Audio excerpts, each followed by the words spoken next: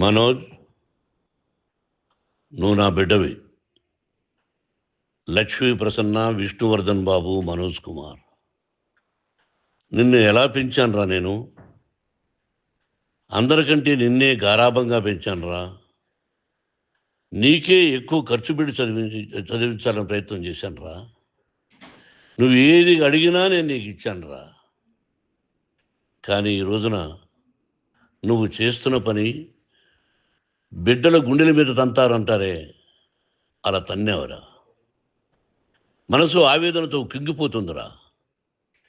నేను మీ అమ్మ ఏడ్చుకుంటున్నావురా. జర్నలిజం ఉన్నది లేనిది, లేనిది ఉన్నట్టు రాస్తున్నారా. నువ్వు నన్ను కొట్టడం ఏంట్రా? నా బిడ్డ నన్ను తాకలా.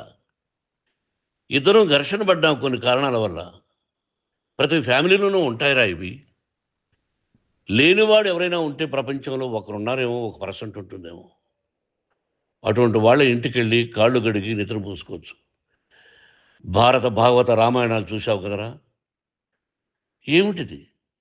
మీ అమ్మ ఎంత కుమిలిపోతుంది ఈ రోజున హాస్పిటల్ చేరింది.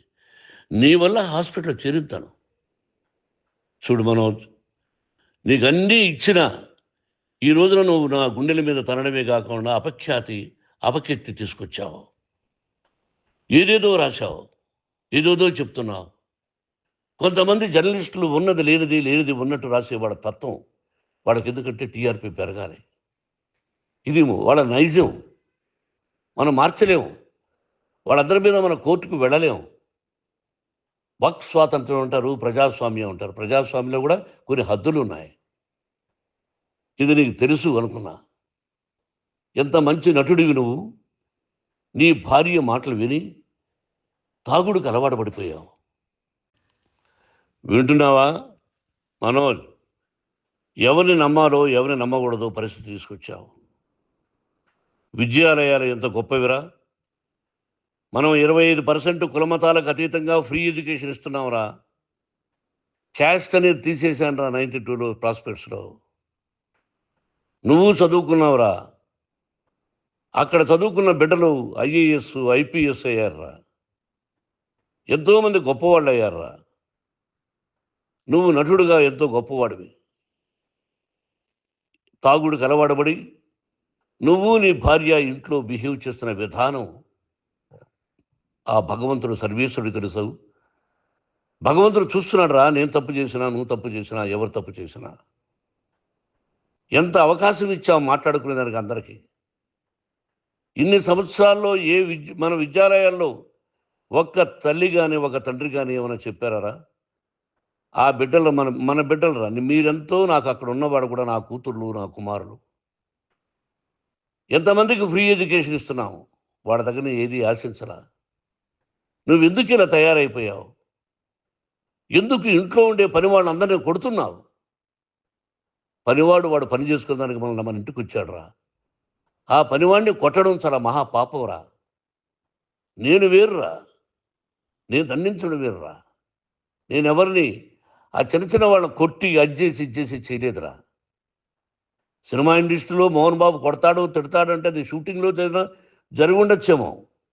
కానీ ఇంట్లో ఉండి 10 సంవత్సరాల నుంచి 20 సంవత్సరాల నుంచి పనివాళ్ళు ఉన్నారు. నేను ఇంట్లో లేని సమయంలో వాళ్ళందరినీ కొట్టి వాళ్ళ ఫోన్ లాక్కొని ఒకడైతే చచ్చిపోవాలి. వాడు పోలీస్ కంప్లైంట్ ఇచ్చి ఉండొచ్చు. నేను వద్దు అని వాడిని బతిమాలాడు. పోలీస్ కంప్లైంట్ కూడా ఇవ్వలా. ఇంకైనా నువ్వు నీ భార్య మారి బయట ఉండండి రా అన్నాను నేను. లేదు డాడీ, తప్పు చేయలేని ఒకసారి వచ్చావు, మళ్ళీ తప్పు చేశావు, మళ్ళీ వెళ్ళావు, మళ్ళీ ఈసారి తప్పు చేయనన్నావు. ఏమండి వీడు తప్పు చేయడం అని మీ అమ్మ చెప్పింది. ఇంట్లో పెట్టుకున్నా. మళ్ళీ నువ్వు చేస్తున్నది, ప్రతిరోజు నువ్వు తాగుతున్న విధానం నీకే తెలుసు. ఇది ప్రజలు నమ్ముతారా లేదా అనవసరం నాకు. నేను నీకు చెప్తున్నా, ఇంతటితో పులి స్టాప్ పెట్టాలి. 3 రోజుల నుంచి రకరకాలుగా రాస్తున్నప్పుడు నా మనసు ఆవేదనతో ఉంది. మళ్ళీ చెప్తున్నా, Mohan Babu university is greater than temples. Greater than temples. బిడ్డలను కాలేజీలో చేర్చుకునే ముందు చెప్తారు, అన్నయ్య ఎంత ఉంది యూనివర్సిటీ రూల్సు, ఇది మా పద్ధతి, మీకు ఇష్టమైతే చేర్చండి. గవర్నమెంట్ ఏమి ఇస్తుందో ఇంత పర్సంటేజీ వాళ్ళకు కూడా మీ దగ్గర ఎందుకు డబ్బు తీసుకుంటున్నామంటే దానికి అర్థం పరమార్థం చెప్పాము. దొంగతనంగా తీసుకోలేదు. ప్రతిదానికి చెక్కులు ఉన్నాయి. అది అకౌంట్ ఉంది. దానిలో తప్పులు జరిగితే డిపార్ట్మెంట్ ఉంది. కాలేజీలో ఇంకేమైనా తప్పు జరిగితే గవర్నమెంట్ ఉంది. ఇవన్నీ నీకు తెలుసు. ఈ రోజున ప్రపంచంలోనే నెంబర్ 1గా చేయాలని మీ అన్న కష్టపడి ఇతర దేశాల్లో నెంబర్ 1 యూనివర్సిటీ టైఅప్ చేశాడు. ఈ రోజు నువ్వు చేసిన విధానం ఏమిటి? నువ్వే ఒకప్పుడు నాకు ఇవి ఏమొద్దు నేను యాక్టింగ్ అన్నావు. ఈ రోజున ఏం చేస్తున్నావు? విద్యాలయాల మీద పడ్డావు. తల్లిదండ్రులు చాలా గొప్పవాళ్ళరా. కొంతమందికి డబ్బు కట్టలేకపోవచ్చు. కట్టని వాళ్ళకు కొంత సహాయం చేసావు. అంతా సహాయం చేయలేము. బ్యాంకుల్లో డబ్బు కట్టాలి. లెక్చరర్స్కి డబ్బులు ఇవ్వాలి. యూనివర్సిటీ బ్రహ్మాండంగా నడపాలంటే మంచి లెక్చరర్స్ కావాలి. ఇవన్నీ తెలిసి చేస్తున్నావురా 32, 33 సంవత్సరాల నుంచి. అది పక్కన పెడితే అందరినీ కొట్టడానికి వస్తావు. మీ అన్నం తిడతావు. ఒక వ్యక్తి వినయ్ గారనే ఆయన వ్యక్తి హెల్ప్ చేయడానికి వస్తే ఆ వినయ్ ఎవరు లజ్జాగుడికి చంపేస్తాను వాడు అన్నావు. ఇవన్నీ ఎంత తప్పురా? అంటే మీ నాన్నగారికి ఎవరు సహాయం చేయడానికి వస్తే వాళ్ళందరినీ లజ్జాగుడుకులు అంటావు. చంపేస్తానంటావు. మీ అన్నను చంపేస్తానన్నావు. చంపరా చూద్దాం మీ అన్న నేనే అన్నా. తాకరా నీ ధైర్యం ఉంటే అన్నా. ఎంతమందిని చంపాలనుకుంటున్నావు? ఎంతమందిని చేయాలనుకుంటున్నావు? నువ్వు ఏం సాధించాలనుకుంటున్నావు? ఆలోచించుకో. ఈ ఇంట్లోకి అడుగు పెట్టడానికి నీకు అధికారం లేదు. ఇది నా కష్టార్జితం. మా నాన్నగారు 10 రూపాయలు 10 పైసలు కూడా ఇవ్వలేదురా. మంచి జన్మనిచ్చాడు మా నాన్నగారు. మద్రాసుకు వెళ్ళి వీధుల్లో అడుగు తిన్నానురా. ఒక పూట కూడా భోజనం లేకుండా అడుగు తిన్నానురా. న్యాయంగా మోహన్ బాబు తిడతాడు కొడతాడంటారు కానీ మోసగడనం లేదురా. నీట్ పార్లమెంటేరియన్గా బయట వచ్చానురా. నువ్వు నా పరువు ప్రఖ్యాతులు మంట కలిపావు. ఏమిటి నేను చేసిన అన్యాయం? నీకు జన్మనిచ్చాను. అదా నేను చేసిన పాపం. అందుకే ఇది నా ఇల్లు అన్నావు. నువ్వు నీ ఇల్లు కాదు. నీ కష్టార్జితంతో నువ్వు సంపాదించుకున్న ఇల్లు నీది. ఇది నా డబ్బు, నా కష్టార్జితం. నా కష్టార్జితంలో నేను పిలిస్తేనే మీరు ఇంట్లోకి రావాలి. అటువంటిది పోగొట్టుకున్నావు నువ్వు. ఆస్తులు అంటావా? ముగ్గురికి సమానంగా రాయాలా లేదా అది నా ఇష్టం. ఆస్తులు ఇస్తానా, లేకపోతే గంగపాలు చేస్తానా, లేకపోతే ఎవరికైనా దానధర్మాలు చేస్తానా, అది నాకు సంబంధించిందిరా. నా కష్టార్జితం రా. మీరు చేస్తున్న విధానం గుణగణాలు కావాలరా. మందు తాగచ్చురా. ఎంత తాగాలి? నేను కూడా 1 or 2 పెగ్స్ తీసుకుంటా. ఇది తప్పు కాదు, జనానికి తెలియాలి. నా డబ్బు ఇది. తాగి ఎవరిని కొట్లా. తాగి నేను తింటున్నా. అది ప్రజలకు అక్కర్లా. నేను తప్పు చేస్తేనే ప్రజలకు కావాలా. ఇవన్నీ ఉన్నాయిరా. ఇవన్నీ తెలుసుకో. జర్నలిస్ట్ సోదరులారా, మీకు నా గతాన్ని తెలుసు, నా భవిష్యత్తు, నేను ఎక్కడి నుంచి వచ్చాను కూడా మీకు తెలుసు. ఈ రోజున మీరు రాస్తున్న విధానం, నా బిడ్డ నన్ను కొట్టాడన్నారు. ఎంత తప్పు. ఈ రోజున నా బిడ్డ మీద కోపంతో అవును చెప్పచ్చు. కాదు, వాడు నా మీద చెయ్యెత్తలేదు. నేను ఘర్షణ పడ్డాం. ఘర్షణ వేరు, కొట్టుకోవడం వేరు. గాయాలతో హాస్పిటల్కి వచ్చి కుంటుకుంటుగా నడిచాడు. మళ్ళీ ఏమని పోలీస్ స్టేషన్కి వెళ్ళి చెప్పాడు. ఎవరో 2 ఉన్నారు, వాళ్ళిద్దరూ నా మీద దాడి చేశారన్నాడు. నా ఇంట్లో పనిచేస్తున్న వ్యక్తుల గురించి పోలీస్ స్టేషన్కి వెళ్ళి చెప్పవలసిన అవసరం అతనికి లేదు, హక్కు లేదు.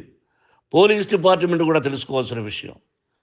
నా ఇంట్లో ఉండే వర్కర్స్ మీద నేను కంప్లైంట్ ఇవ్వాలి. నువ్వు పర్మిషన్ లేకుండా నా ఇంట్లోకి నువ్వు చొరబడి ఈ ఇల్లు నాదంటూ ఇంట్లో పనిచేస్తున్న వర్కర్స్ మీద కంప్లైంట్ ఇచ్చావు. అది ఎంతవరకు పోలీసు న్యాయమో రూల్సో చూద్దాం. పోలీస్ డిపార్ట్మెంట్ ఇంటికి వచ్చింది. వాళ్ళకి రాశాను ఉత్తరం. అయ్యా, నేను సీనియర్ సిటిజన్ని, నాకు రక్షణ లేకుండా ఉంది. నా బిడ్డ వల్ల నా ఇంట్లో నుంచి నా బిడ్డను పంపించేసి ఇది నా ఇల్లని. వాళ్ళు నాకు సమాధానం ఇవ్వలేదు. ఇవ్వకపోగా ఎవరిని పట్టించుకోలేదు. ఇప్పుడు పోలీసు వాళ్ళు వచ్చి ఏమండి రూల్స్ ప్రకారం నా బిడ్డ ఇంటికి రాకూడదంటే మాకు హయ్యర్ డిపార్ట్మెంట్, హయ్యర్ అథారిటీ వాళ్ళు ఫోన్ చేశారు. మీరు ఎవరిని స్టాప్ చేయొద్దండి, బయట నుంచి ఎవరైనా వస్తే వాళ్ళని స్టాప్ చేయండి అన్నారు. 2 రోజుల నుంచి 10 మంది 20 మంది వస్తున్నారు.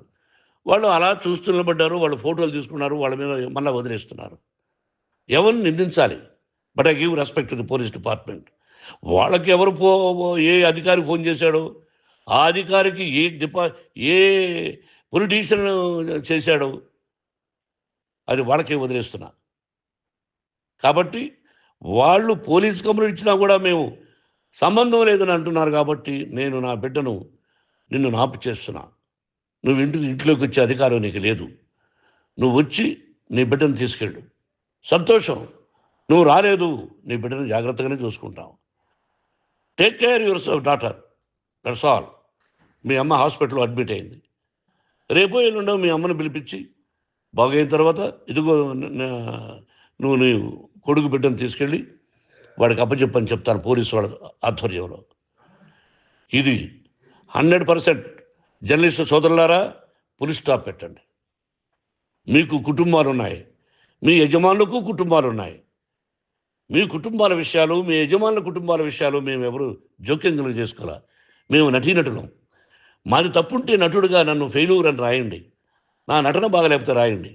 బట్ ఇంటి లోపల సందులో నుంచి చూస్తూ తప్పు చేస్తున్నామని ఉన్నది లేనిది లేనిది ఉన్నట్టు రాయకండి. మీకు నా హృదయపూర్వక నమస్కారాలు. ఇన్ని రోజులు హృదయపూర్వకంగా ఎంకరేజ్మెంట్ చేశారు. ఆ ఎంకరేజ్మెంట్కు నమస్కారం చేసుకుంటూ I love you all. I love you police department. మీరు న్యాయంగా ధర్మంగా నడుచుకోండి, ఎవరికి తొత్తుల్లాగా ఉండొద్దండి అని మనవి చేసుకుంటూ నేను సెలవు తీసుకుంటాను. Thank you very much for all the journalist. ఇక్కడ పులి స్టాప్ పెట్టండి, పులి స్టాప్ పెట్టండి.